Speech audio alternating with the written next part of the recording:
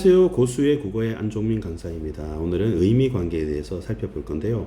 우리 학생들이 동음이어와 다이어를 좀 많이 헷갈려하고 어려워하는 것 같아요. 제가 두 가지 측면에서 살펴드릴게요. 일단 의미 관계에서 오늘 여러분 꼭 기억하셔야 되는 건 반이어의 개념입니다. 그 다음에 동음이어, 다이어 차이. 요거를 좀 유념해서 보시면 될 것 같습니다. 첫 번째 유의인데요. 유의 관계, 유의어. 이렇게 관계 유사 의미예요. 쌤 표시를 하기를 세미이콜 이렇게 표시했어요. 비슷하다는 거지 정확하게 같지는 않죠. 만약에 같았다면 동일 의미니까 동의어라고 했을 거예요. 그런데 세상에는 똑같은 건 없는 거예요. 그러니까 우리가 일란성 쌍둥이라 하더라도 뭔가 달라요. 후천적으로 달라지는 거고 신체 중에 일부 점이 있거나 없거나 이런 차이가 날 수밖에 없죠. 예를 들어서 우리가 일할 틈이 없다, 일할 겨를이 없다 라고 하지만 일할 사이가 없다고 하지는 않잖아요. 근데 우리 벽에 틈이 벌어졌다 라고 하지만 사이가 벌어졌다 할 수 있지만 겨를이 벌어졌다고 하지는 않죠. 만약에 공간적인 의미로 따지면 만약에 벽과 문 틈 이렇게 할 수 있죠. 근데 대전과 서울 틈이라고는 안 하잖아요. 그죠? 그러니까 뭔가 비슷하지만 살짝 차이가 나요, 여러분. 여러분, 예를 들어서 우리 달리다를 한번 해볼게요. 달리다, 뛰다 비슷하죠. 나는 운동장을 힘껏 달렸다. 운동장을 힘껏 뛰었다. 이렇게 되죠, 그죠? 뛰다 비슷하죠. 근데 모든 말에 대체를 해서 이게 가능해야지 정확하게 같은 거예요, 그죠? 근데 여러분, 기차가 들을 달린다는 되지만 기차가 들을 뛴다는 안 되죠, 여러분. 그러니까 뭔가 바꿨을 때 뭔가 차이가 나기 때문에 비슷하긴 하지만 다르다는 거죠. 만약에 뭐라고 할까요? 사자가 울타리를 뛰어넘었다는 데지만 달려넘었다는 뭔가 좀 다르잖아요. 그죠? 알겠죠? 그리고 얼굴과 낯의 관계도 비슷하지만 좀 어감이 다르고요. 소금하고 염화나트륨은 같죠. 근데 완전히 동일하다고 말하기 힘든 게 여러분 집에서 엄마가 여러분 곰탕을 끓여 주시는데 엄마 너무 국이 싱거운데 염화나트륨 좀 줘 그렇지는 않잖아요. 그러니까 그런 차이가 있다 이렇게 기억하시고요. 쌤이 오늘 강조했던 건 반이어입니다. 그죠? 여러분 반이어 만만하게 보는데요. 은근 까다롭습니다. 두 가지 의미인데요. 여기서 기준이 있어야 되는데 기준이 딱 하나만 달라져야 된다고 이걸 기억하셔야 돼요. 예를 들어서 우리 딸하고 아들이 반대가 되잖아요. 다 똑같은데 성별만 달라야 돼요. 그러니까 두 가지 이상이 달라지면 반이어 관계가 아닙니다. 요거 알아두시고요. 다음 두 번째, 반이어 종류가 무지 중요합니다. 반이어 종류가 쌤이 표시해 드릴게요. 여기서부터 요까지 반이어 종류입니다. 요거 굉장히 어려워요, 여러분. 자, 첫 번째, 교과서에 따라서는 상보적 반이어라고도 하고요. 배타적 반이어라고도 합니다. 자, 일단 설명해 드릴게요. 상보는 상호 보완해 준 말이에요. 그러니까 상호 보완이라는 거는 2분의 1과 2분의 1이 합쳐져서 1이 된다는 뜻이에요. 상호 보완. 이해되죠? 그러니까 우리 살아있는 사람이 있고 죽어있는 사람이 있죠. 두 사람밖에 없어요. 아직 안 태어난 사람은 존재가 없습니다. 그죠? 그럼 죽은 사람, 살아있는 사람은 두 가지밖에 없다는 거예요. 합쳐서 사람인 거죠. 그죠? 그리고 베타는 배척 타인의 준말이에요. 그러니까 타인을 배척한다는 것은 삶의 영역에 죽음에 뭐 좀비 같은 게 오면 안 되는 거예요. 우리 사람이 막 좀비를 그렇게 없어요. 좀비가 있지도 않지만 죽음의 영역에 있는 귀신 같은 게 삶의 영역으로 오는 것을 철저히 배척해서 이 영역이 철저하게 나누어져 있습니다. 그러니까 구로구 조폭이 예전에 쌤이 이영태한테 설명했던 것처럼 영등포구 조폭이 넘어오면 전쟁이 일어나는 거예요. 서로 영역을 경계로 넘어오지 마. 너는 배척할 거야. 라는 뜻이에요. 그렇기 때문에 여러분 중요한 것은 중간 지점이 없는 반이어예요. 여러분 결석 반대말이 출석이잖아요. 여러분. 중간 영역이 없어요. 결석 아니면 출석입니다. 학생들은. 그 학교 학생이면. 그럼 쌤 지각은요? 지각은 출석입니다. 그죠? 늦게 왔지만. 조퇴는요? 출석입니다. 결석 아니면 출석이에요. 아셨죠? 남자 아니면 여자입니다. 중간은 없다고요. 법적으로. 아시겠죠? 삶과 죽음 마찬가지고요. 자, 요까지는 확실히 이해하셨을 거예요. 근데 문제는 2번과 3번이 어려워요. 등급 바니어가 있고요. 방향 바니어가 있는데요. 중간 지점이 둘 다 있어요. 생각해 보세요. 삶 반대말은 죽음이잖아요. 여러분, 뜨겁다 반대말은 차갑다죠. 그럼 중간 지점이 있나요? 있죠. 미지근한 거 있죠. 조금 뜨거운 거 있죠. 조금 차가운 거 있죠.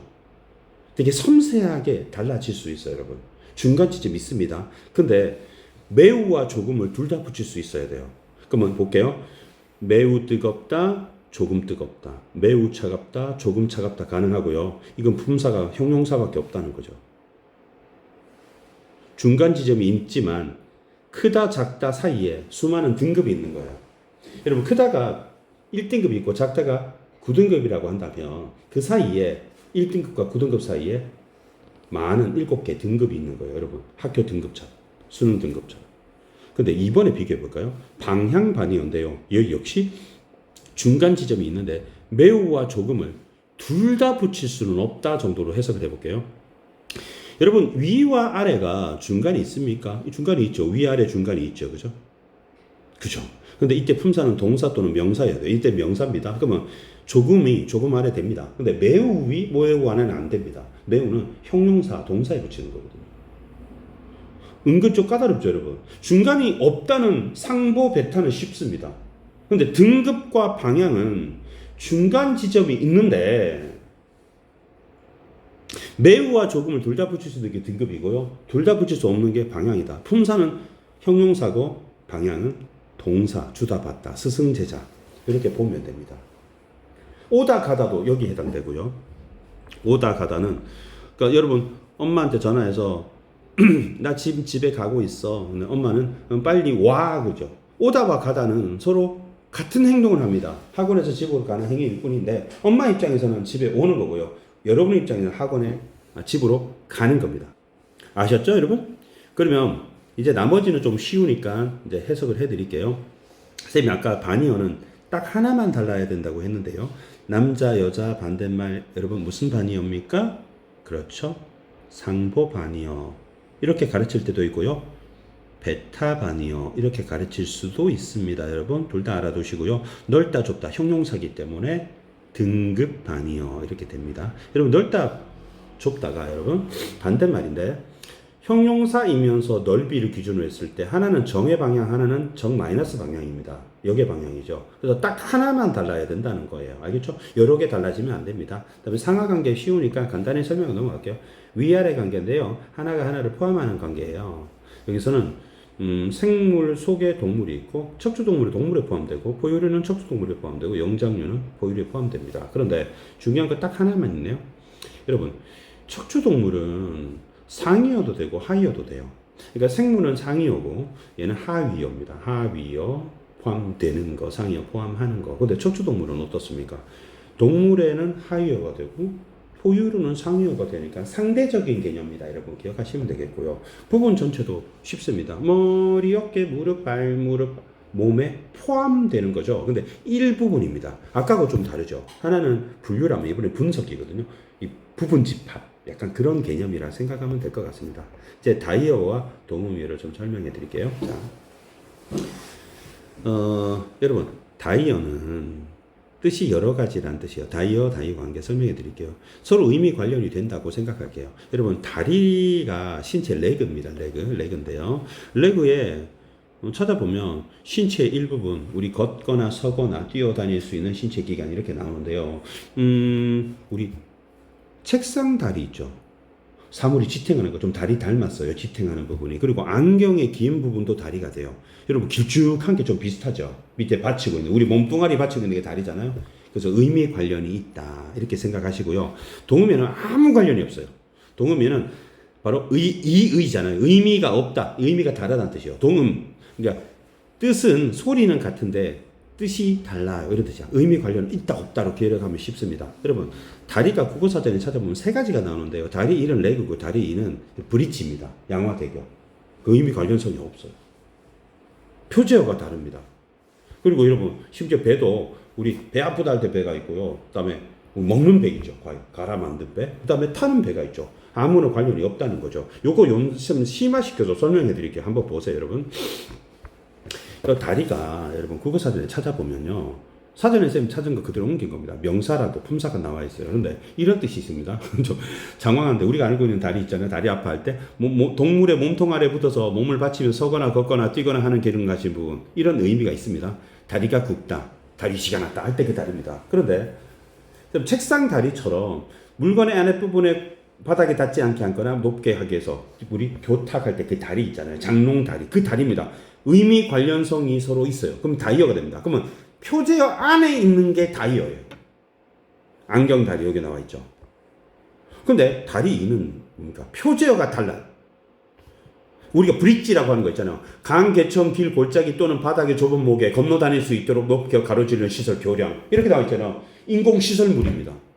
근데 여러분 이건 어떻습니까? 다리 이 브릿지하고 중간에서 양편을 소개하나 관련을 지어주는 일 또는 그 사람을 위해서 내가 그 여자애랑 다리 놔줄게. 소개팅 할 때 그 다리 연결해 준다는 의미에서 브릿지랑 비슷하지 않아요? 그리고 단계라는 뜻으로 몇 다리를 걸쳐 수집된 정보입니다. 그럼 요 브릿지하고 서로 관련되기 때문에 얘네들끼리도 무슨 얘네들끼리 의미 관련이니까 다이어가 되고 얘네들도 다이어가 되지만 이렇게 관련되면 동음이어라는 거죠.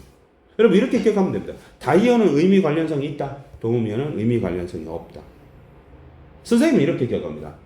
다이어는 표제어 안에서 이루어지고 동음이어는 서로 다른 표제어에서 이루어진다. 이렇게 기억하는 거예요.